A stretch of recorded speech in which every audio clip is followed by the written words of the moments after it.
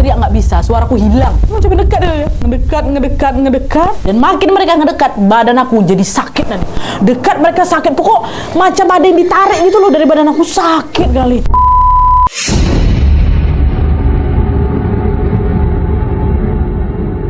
Oke Wak, jadi kisah ini dikirimkan sama Wak kita yang bernama Sela dari Jawa Timur. Halo Sela. Nah jadi Wak, Sela ini mengalami serangkaian kejadian horor waktu dia lagi menginap di rumah kakeknya. Sedikit cerita aja, kakeknya Sela ini bernama Mbah Daryono dan neneknya bernama Mbah Kusmini. Mereka berdua ini Wak aslinya tinggal di Jogja, tapi karena pengen menghabiskan masa tua mereka bareng cucunya, cucu kesayangannya which is Sela ini, mereka pun ikutan pindah ke Jawa Timur waktu Sela pindah ke sana. Nah setelah pindah, Mbah Daryono ini membangun rumah di sebuah kampung yang lokasinya nggak begitu jauh dari rumahnya Sela. Rumah ini cukup luas, dan walaupun berada di Jawa Timur, nuansanya itu sama kakek nenek ini dibikin khas Jogja gitu loh rumahnya. Dindingnya dicat warna hijau gelap, bagian depannya ada pintu kayu besar warna coklat lengkap dengan jendela kayu khas Jogja, dan halamannya juga ditanami ada banyak sekali pohon, Wak. Jadi kayak adem asri kali lah kalau dipandang mata, Nadia katanya. Nah, untuk denah rumahnya, Wak, di bagian depan rumah ini ada gerbang besar warna hijau. Terus di bagian kanan rumah ada garasi yang terhubung sama rumah. Terus di bagian kiri rumah ada jalan menuju ke halaman belakang. Nah, bagian teras rumahnya nenek kakek Sela ini, Wak, bisa dibilang cukup unik dan nggak umum kalau kita temui. Jadi terasnya itu lumayan luas dengan dinding-dinding yang dipenuhi pajangan-pajangan foto Mbah Daryono dan juga keluarga besar. Terus di tengah terasnya, Wak, ada 2 kursi goyang yang menghadap ke sebuah meja kecil bundar. Nah, di samping kursi goyang itu berdiri 4 songsong atau payung tradisional khas Keraton Jogja yang ditancap di jelagran semacam dudukan kayu khusus untuk bisa menegakkan payung-payung itu. Ada 4. Nah, di belakang kursi goyang ada sketsel atau penyekat ruangan itu, dan di sisi kanan kirinya depan si kursi ini, Wak, berjejer sekitar ada 15 kursi tamu, Nadia. Jadi tampilan keseluruhannya itu macam mirip singgasana Raja Ratu tuh, Wak. Ada 2 kursi utama dikelilingi sama deretan kursi yang ada di samping-sampingnya. Kebayang ya? Dah. Nah, itu di bagian teras. Lanjut masuk ke bagian dalam rumah. Di dalam rumah ada ruang tamu, ada ruang keluarga, ada 4 kamar tidur, 2 kamar mandi, ada 1 dapur, dan juga ada 1 ruangan yang selalu dikunci. Nggak boleh dibuka siapapun selain Mbah Daryono atau Mbah Kusmini. Terus di bagian belakang rumah ada 1 kamar mandi, ada dapur luar, terus ada gudang, dan ada sebuah ayunan dari kayu gitu. Kebayang ya? Nah, rumah ini selesai dibangun di awal tahun 2013, Wak. Saat itu si Sela ini lagi sering-seringnya datang ke sana, sekedar main atau kadang-kadang juga ngebantu nenek kakeknya untuk bikin kue. Nah, awalnya Sela ini ngerasa biasa-biasa aja waktu di sana. Walaupun beberapa kali sempat ngerasa ada hawa yang aneh gitu di rumah itu. Kebetulan Sela ini juga agak peka, Wak, dari kecil. Tapi semua itu mulai berubah sejak Sela mencium aroma aneh di rumah itu. Tanpa disangka, berawal dari situlah, Wak, Sela ini diteror dengan berbagai kejadian mistis di rumah nenek kakeknya. Masuk.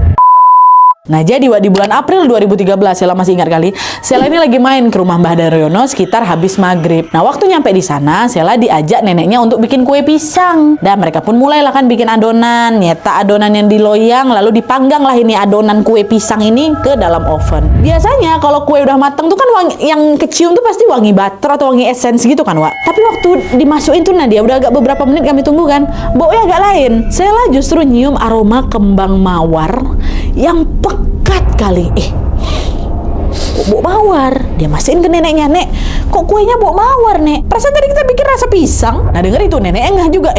Iya ya, kok baunya malah bau mawar. Nah, setelah itu si nenek langsung mandang sudut-sudut ruangan, Wak. Langsung seolah-olah dia lagi nyari sesuatu lah gitu. Nah, nggak lama kemudian wajahnya berubah panik nih, wajah si nenek. Dia langsung ambil kue dari oven, dikeluarkannya, terus dia buru-buru ngajak si Sela masuk ke kamar. Ada kan kamar ke dapur kan, masuknya di situ. "Wes, turu wae neng kene yondo. Ojo metu sadurunge aku bali," kata dia. "Udah tidurnya kok di sini ya, jangan keluar sebelum aku pulang," kata neneknya. Nah, pas bilang itu, si Mbak Kusmini langsung keluar rumah, Wak. Entah dia pergi kemana tuh, Nat. Nggak paham aku kenapa tiba-tiba nenek aku malah nyuruh aku tidur. Cuman ya udah, dia nurut aja, dia stay lah itu di kamar sambil nunggu si nenek ini balik, ya kan gitu pesan neneknya. Meski di kamar sendirian, Sela nggak begitu takut soalnya dia tahu kalau kakeknya memang lagi ada di rumah, lagi istirahat di kamar sebelah. Nah, waktu lagi nunggu neneknya balik ini, Sela nggak bisa tidur, Wak, karena memang belum jamnya tidur. Jadi udah dia cuma duduk aja di situ sambil ngeliatin sekitar. Nah, mungkin karena bosan, dia jalanlah ke arah jendela kayu dekat sudut kamar itu. Terus pelan-pelan dibuka sama dia jendela tuh, Wak. Waktu dibuka, Sela ngelihat halaman belakang tuh kan luas kan, tapi sepi. Cahaya juga remang-remang tuh. Dan nggak lama dari situ, di tengah remang-remang itu, tiba-tiba Sheila melihat ada sosok anak kecil berbaju hitam dan merah. Tapi kepalanya ini nyatu, Wak. Kembar siam. Sheila yang memang peka sama hal ini waktu nengok, apa tuh? Dia nggak begitu takut. Dikiranya udah itu sosok biasa aja, seperti apa yang pernah dia lihat sebelum-sebelumnya yang mukanya aneh-aneh gitu kan. Tapi begitu sosok itu mendekat wah sosok ini, Sheila ngelihat dengan jelas bahwa muka si anak-anak itu berdarah-darah. Darah-darah tuh lehernya memanjang, kepala sebelah kirinya tersenyum, sebelah yang kanannya senyum juga, cuman lidahnya menjuntai. Shock si Sheila di situ, udah tuh, wah, kakek tolong, kakek ada hantu. Takut juga aku nengok kayak gitu, nah dia seram. Nah dengar teriakan itu, Mbah Daryono si kakeknya yang lagi istirahat di kamar sebelah langsung lah berlari ke kamarnya si Sheila. Nah seolah sudah tahu kalau cucunya ini lagi diganggu, si kakek langsung teriak, "Lu, kui duduk panggonanmu. Lu ojo ganggu putuku yo." Nah habis marah-marah, kakeknya langsung bawa Sheila ke kamarnya. Begitu sampai kamar, Sheila langsung demam. Dan demam itu berlangsung selama semingguan. Demam aku dia. Nah, cuma setelah dia demam ini, Sheila nggak kapok tuh balik lagi ke rumah kakeknya. Soalnya udah terlanjur nyaman gitu loh di sana. Jadi hampir setiap weekend atau pas libur sekolah, aku pasti ke rumah, nginap di rumah kakek nenek aku terus dia. Nggak kapok aku. Cuman itulah penampakan pertama yang ku tengok dekat kawasan rumah kakek tuh. Sekalinya nampak seram kali. Itu di hari setelah dia nyombok mawar di kue pisang tuh.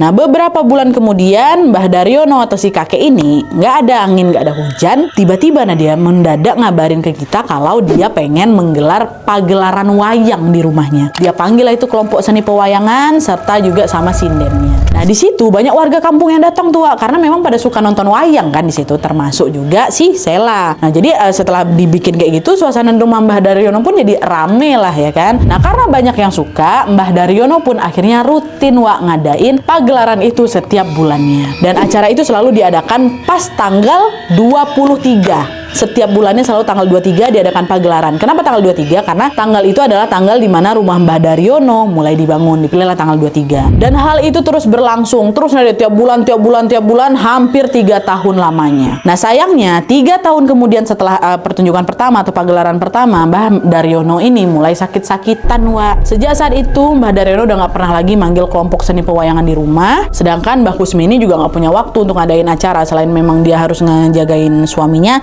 nanti kan berisik kalau misalnya tetap diadain, suami lagi istirahat gitu kan. Nah, akhirnya di stop nih setelah 3 tahun. Nah setelah bulan pertama nggak dilakukan, bulan kedua nggak dilakukan, di bulan kedua setelah nggak ada lagi pagelaran wayang, Wak, Sheila mulai ngerasa hawa di rumah Mbak Daryono ini tiba-tiba berubah, balik jadi mencekam lagi. Setiap aku masuk dalam rumah itu, dia aku macam ngerasa diawasi dari segala arah tuh loh. Dan yang bikin makin nggak nyaman, ada lagi sosok-sosok lain. Ada sosok kuntilanak yang mulai sering menampakkan diri di sana. Padahal sebelum nggak pernah muncul si Kunti ini. Gangguan pun makin intens lagi, Wak. Selain nggak cuman lihat penampakan-penampakan aneh, gangguan ini makin naik level.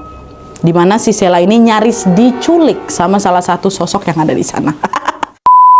Nah jadi, Wak, gangguan ekstrim itu bermula ketika si Sheila ini lagi liburan, lagi nggak ada kelas, dia memutuskan untuk nginap lagi di rumah kakeknya. Meski sempat ngerasa nggak nyaman, Wak, dia tetap stay di sana untuk ikut ngejagain kakeknya yang memang lagi sakit ini ya kan. Nah pada suatu malam ketika udah nginap ini, waktu suatu malam sekitar jam 10-an, Sheila ini belum tidur. Posisinya dia lagi di kamar ngerjain tugas memang, sedangkan kakek sama neneknya udah tidur di kamar mereka. Awalnya malam itu kerasa biasa-biasa aja, Wak. Sheila masih ngedengar suara-suara jangkrik, masih dengar bunyi gemerik si pohon yang kena angin ya kan, maksudnya santai aja. Sampai di satu titik Sheila kok tiba-tiba gitu, suara-suara tadi tuh lenyap tiba-tiba, nggak pelan-pelan diam gitu. Otomatis suasana sekitar rumah jadi hening lah ya kan. Nah anehnya di tengah keheningan itu Sheila mulai dengar sayup-sayup suara orang nyanyi di sekitar rumah itu. Nyanyian tuh macam orang lagi bersenandung pakai bahasa Jawa gitu loh ya. Bukannya takut di situ, Sheila ini malah penasaran siapa yang nyanyi tengah malam kayak gini kan. Dia berusaha nyari sumber suara itu. Dia keluar kamar, dia ngecek ruang tamu, ruang keluarga, sampai di dapur. Nah begitu sampai dapur, suara tuh makin jelas, Wak, makin jelas. Nah dari situ Sheila langsung ngebuka lah pintu dapur yang belakang tuh kan, pintu belakang dapur. Dia buka yang terhubung langsung ke halaman belakang. Dan begitu pintu itu kebuka, Wak, Sheila ngelihat ada seorang perempuan berkebaya lengkap dengan sanggul besar di kepala macam sinden ya kan.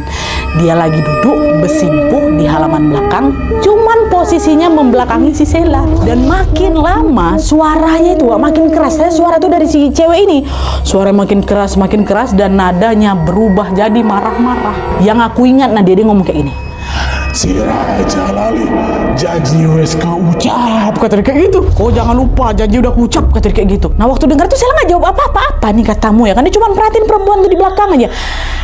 Ini siapa perempuannya?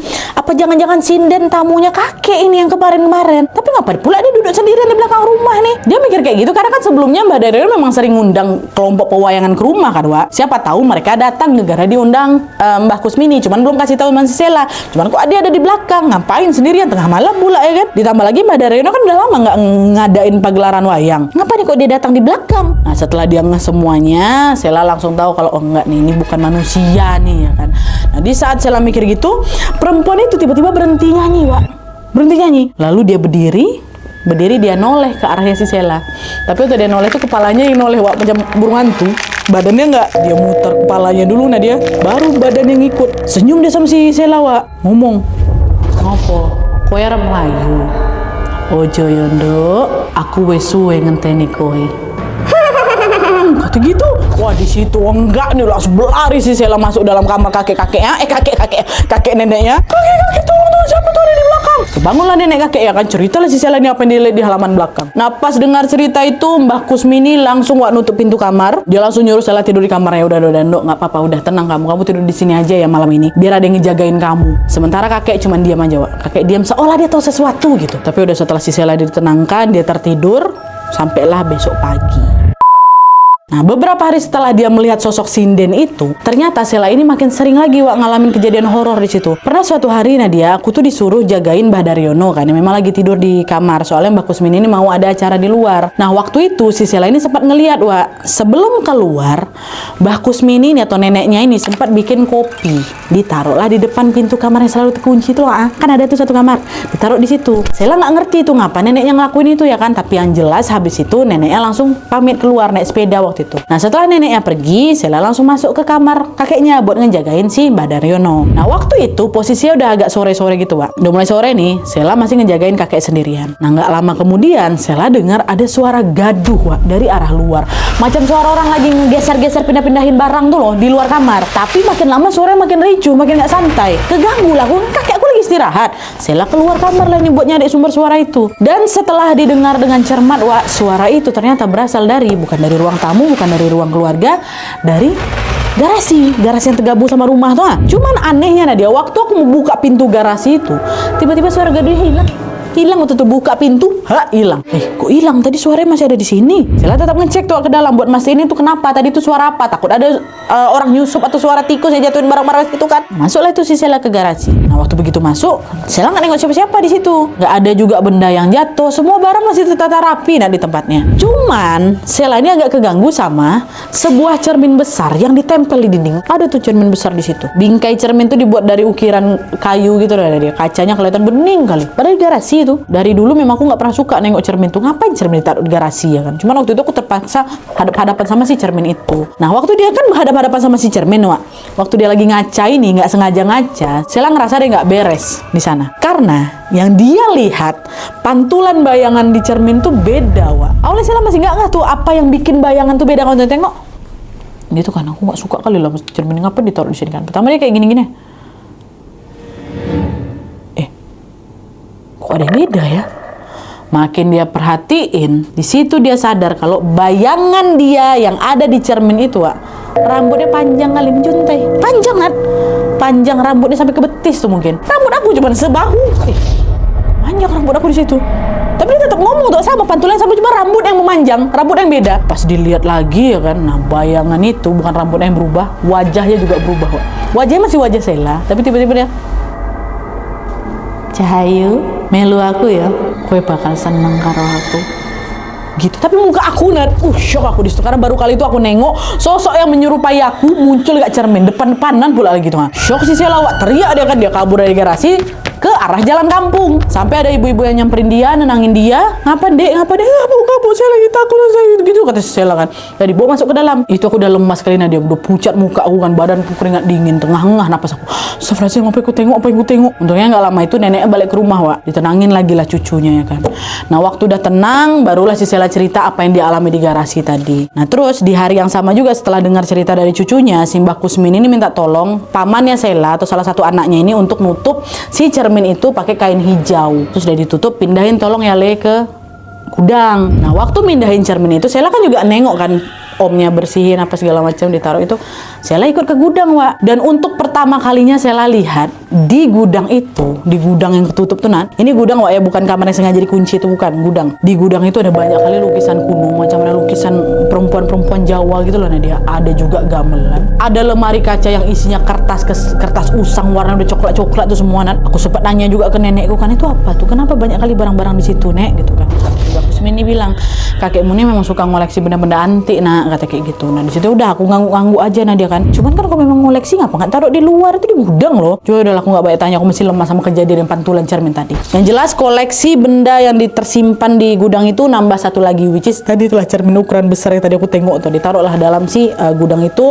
Dan aku udah nggak berani lagi natap cermin tuh Nadia. Dah tuh beberapa hari setelah kejadian cermin, Wak, Sheila ini masih nginep di rumah kakeknya. Nah karena dia tahu cermin besar yang udah disimpan di gudang, Sheila jadi ngerasa lebih aman dan dia yakin kali kalau nggak akan ada lagi gangguan kayak gitu. Tapi ternyata dugaan itu salah, Wak, karena di tengah rasa tenang itu diam-diam ada satu kejadian besar yang lagi ngintai si Sheila. Dan kejadian itulah Nadia yang aku ceritakan semua ini sama kalian, yang udah bikin Sheila setrauma itu, trauma berat sampai saat ini. Mau sepeka-peka apapun dulu tuh nggak berani aku. Ada satu kejadian bikin dia trauma, Wak. Ini puncaknya. Nah jadi ceritanya, Wak, pada suatu malam sekitar jam 9 malam si Sheila ini lagi bikin susu di dapurnya. Ini rutinitas aku sebelum tidur, nanti aku minum susu, ya kan. Sedangkan kakek neneknya udah tidur di kamar. Nah waktu lagi bikin susu ini, Sheila dengar sayup-sayup ada orang ngobrol dari arah depan rumah. Nah awalnya Sheila pikir itu orang ronda yang lagi lewat. Tapi suara itu ku diamin makin lama makin jelas Nadia. Dan lama-lama diiringi ada suara gamelan. Deng deng deng deng deng. Ada suara ngobrol, ada suara gamelan. Di situ aku udah nggak bisa positive thinking, ini pasti apa-apa nih gitu kan. Nah, cuman aku penasaran Nadia. Aku endap-endap lah ke garasi, lewat garasi dia. Dia ngintip dari jendela garasi ke arah teras yang besar kali kayak singgah sana tuh. Kan di situ ada 2 kursi goyang dan 15 kursi tamu di kanan kirinya kan. Nah, di situ waktu tengok, di teras itu ada beberapa sosok berpakaian adat Jawa yang lagi duduk menghadap 2 orang di kursi goyang. Ya Allah, jadi 15 ada orangnya, Wak. Ya kan? Dan setelah diperhatikan, 2 orang yang duduk di kursi goyang itu mengenakan pakaian yang berbeda dari 15 orang ini. Pakaian yang lebih bagus. Jadi bisa dibilang macam sepasang pengantin raja ratu gitu loh. Kayak gitulah. Apa tuh? Apa tuh? Sheila diam aja, Wak. Dia ngamatin aja mereka. Lagi ngobrol. Nggak ada yang kayak diam gitu, nggak ngobrol mereka. Cuma pakai bahasa Jawa. Nggak jelas memang apa yang mereka omongin. Tapi aku tahu tuh ngomong bahasa Jawa tuh kan. Ngobrol. Terus, dari yang nggak jelas obrolan itu, tiba-tiba si Sheila ini nangkap satu kalimat yang jelas. Di antara obrolan-obrolan yang nggak jelas ini, Wak. Suaranya perempuan. Kok ono kowe neng kene. Cuman dia masih ngadep ke sini. Terus tapi satu ucapan yang jelas aku dengar tuh itu. Kok ada kau di sini? Kowe arep melu. Gitu, kok mau ikut? Dan waktu ditengok, Wak, ternyata suara ini memang berasal dari si perempuan yang duduk dekat kursi goyang. Dan diamati lagi sama si Sheila. Perempuan itu adalah sosok sinden yang kemarin nyanyi dekat belakang rumah. Terus Sheila juga dengar ada satu kalimat, nggak tahu nih berasal dari orang mana di antara 15 orang itu, ngomong kayak gini, Wak. Laki-laki yang ini. Kaula kabeh sampun dangu ngentosi panjenengan. Kami semua udah lama nunggu kau. Jadi kalian bisa ngebayangin situasinya. Mereka tuh masih ngobrol dengan bahasa yang nggak jelas. Cuman ada 2 penggal kalimat yang Sheila dengar. Yang satu dari perempuan, satu lagi jadi laki-laki. Itu tadi obrolannya. Ucapannya tuh kayak gitu. Aku langsung merinding, aku udah langsung masuk ke dalam rumah. Kan tembus tuh masuk ke arah rumah. Waktu aku nyampe di ruang tamu, tiba-tiba pintu depan kebuka. Kebuka kasar gitu, macam dibanting. Dan dari balik itu aku balik badan, aku tengok tuh ada sosok 2, samar-samar memang Nadia. Sosok dekat teras tadi, tegak depan pintu. Aku mau kabur tapi macam lemas sekali, badan aku gak bisa digerakin Nadia. Aku teriak nggak bisa, suaraku hilang. Macam mendekat Nadia, ngedekat. Dan makin mereka ngedekat, badan aku jadi sakit Nadia. Dekat mereka sakit, pokok macam ada yang ditarik gitu loh dari badan aku, sakit kali. Ya aku udah rasa aku mau mati loh waktu itu. Terus entah kayak gimana ceritanya, tiba-tiba aku ngerasa macam ada laki-laki tua berpakaian khas keraton juga ada di sudut mataku. Terus dia bilang kayak gini, kowe kabeh oro duwe hak, bocah iki dudu duwemu. Kayak si bapak ini atau si sosok yang ketiga ini ngomong ke mereka berdua. Itulah hal yang terakhir kali ku ingat, karena setelah itu aku pingsan. Pingsan. Dia nggak tahu apalagi yang terjadi setelahnya, cuman yang jelas waktu dia bangun dia udah ada di kamar. Nah begitu aku bangun tuh Nadia, wah astagfirullahaladzim, semua yang dia rasakan tadi malam tuh kok terasa kayak mimpi, Wak. Tapi rasa sakit sama takut tubuhnya tuh terlalu nyata untuk dibilang mimpi. Aduh, apa tadi malam tuh? Dia nggak pernah kayak gitu sama sekali, Wak. Cuman yang sampai saat ini aku ingat adalah rasa sakit ketika mereka mendekat, Nadia. Itu sakitnya sakit kali. Itu yang saya pikir dia lagi sakratul maut, Wak. Udah macam mau mati rasanya, Nat. Itu yang masih kuingat sampai sekarang. Sakitnya aku masih ingat, bentuk kejadian masih kuingat. Kayak cepat gitu loh kejadiannya. Pas dia bangun ini, neneknya udah ada di samping dia, Wak. Nah, Bagus bilang, semalam kamu pingsan, Dok. Nenek sampai minta bantuan ke tetangga buat ngangkat kamu ke kamar. Si Sela udah nggak bisa nahan lagi. Nenek ada lihat laki-laki perempuan di situ, Nek. Ada nenek tengok. Iya, Dok, nenek lihat katanya. Lihat nenek kan? Terus nenek ada lihat juga kakek-kakek di situ. Oh, kalau kakek-kakek enggak, Dok. Nenek cuma ngelihat ada laki-laki perempuan pakai baju Jawa tuh waktu nenek mau sholat subuh tadi. Subuh, Nek. Aku kan nengoknya malam, Nat. Nenek lihatnya subuh. Tapi udah serah lah. Semenjak kejadian itu, Mbah Kusmini pun langsung rajin ngadain pengajian tiap minggu di rumahnya, Wak. Sedangkan si Sela untuk sementara waktu dia udah ngaku lagi nginap di sana. Trauma dia. Dipulangkan Sela ke rumah orang tuanya. Nah, 2 tahun setelah kejadian mengerikan itu, Mbah Daryono atau kakeknya Sela ini meninggal dunia, Wak. Terpukul kali lah Sela di situ. Dia nyesal karena di hari-hari terakhir sebelum kakeknya meninggal, Sela justru nggak ada di sampingnya. Nah, karena penyesalan itulah Sela pun akhirnya memberanikan diri untuk menginap lagi di rumah si kakek untuk nemanin neneknya. Sekaligus juga dia pengen cari tahu nih, kenapa dia dulu sering kali diganggu di sana, ya kan? Setelah dia balik lagi nginap di sana, dia jagain neneknya apa segala macam, Sela pancing lah kan. Akhirnya Mbah Kusmini pun mau menceritakan alasan dibalik gangguan-gangguan yang selama ini menimpa si Sela, Wak. Jadi, menurut ceritanya Mbah Kusmini, rumah yang mereka bangun itu ternyata dulunya bekas rumah seorang sinden yang meninggal secara misterius. Nah, setelah si sinden ini meninggal dunia, rumahnya ini diratakan sama tanah, Wak. Dan konon katanya tanah itu jadi macam punya energi negatif. Waktu Mbah Daryono mau ngebangun rumah itu, si penjualnya udah ngasih tahu asal-usul si tanah ini ke si Mbah Daryono. Dan penjualnya juga ngasih beberapa syarat supaya energi negatif di sana tuh nggak ngeganggu si penghuni baru, which is Mbah Daryono dan Mbah Kusmini. Syaratnya adalah harus mengadakan pagelaran wayang dan mengundang sinden setiap bulannya tepat di tanggal 23 atau tanggal pas pertama kali rumah itu dibangun. Itulah kenapa, Wak, sebelum Mbah Daryono ini ngadain pagelaran wayang, Sela kan dulu pernah tuh diganggu sama sosok-sosok anak kembar siam tuh kan. Karena awalnya Mbah Daryono nggak begitu mau nurutin yang pagelaran itu, Wak. Kan nggak langsung diadakan tuh. Cuman setelah dia tahu cucunya diganggu sama si sosok itu, Mbah Daryono kayak menganggap, oh bener ada aura negatif nih di sini, makanya dibikinlah itu pagelaran. Dan setelah Mbah Daryono ini sakit, udah nggak ngadain acara itu lagi, Sela kan balik diganggu lagi tuh. Sosok Kunti, terus yang sinden di belakang sampai yang hampir dia ditarik tuh, gitu. Dan selain itu juga, Wak, Mbah Kusmini ini juga cerita kalau waktu Sela lahir, Mbah Kusmini dan suaminya itu pernah ngadain macam ritual di malam Selasa Kliwon katanya, Wak, di mana di dalam ritual itu mereka minta bantuan tanda kutip ke sosok yang dikenal dengan nama Mbah Waluyo.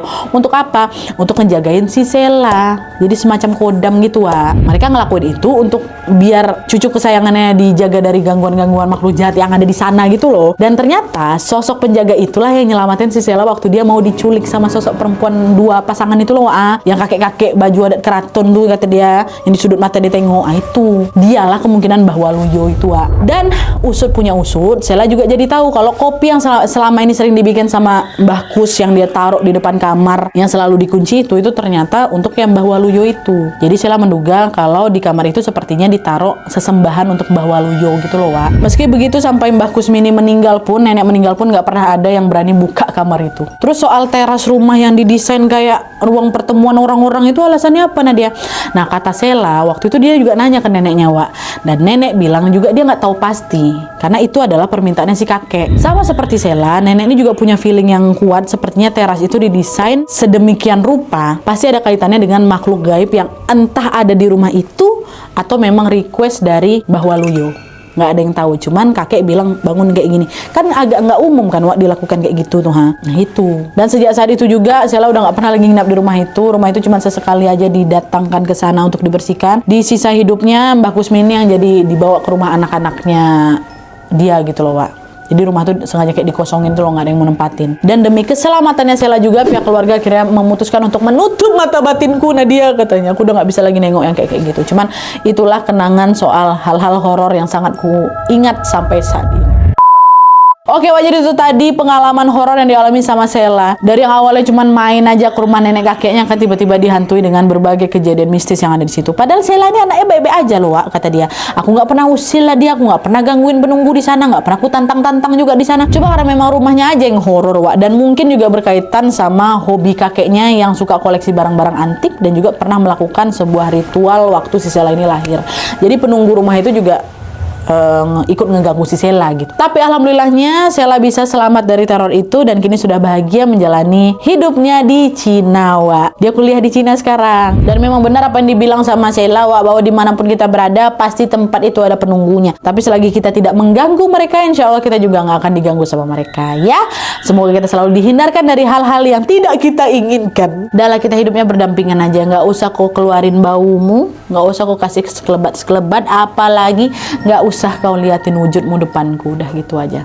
Kau di sana, aku di sini, ya, gitu. Oke, Wak, jadi sekian dulu videonya. Terima kasih banyak yang sudah menonton. Kalau kalian suka video ini, klik like-nya. Jangan lupa komen dan bantu dan saran-saran untuk video selanjutnya. See you next video, Wak. Bye.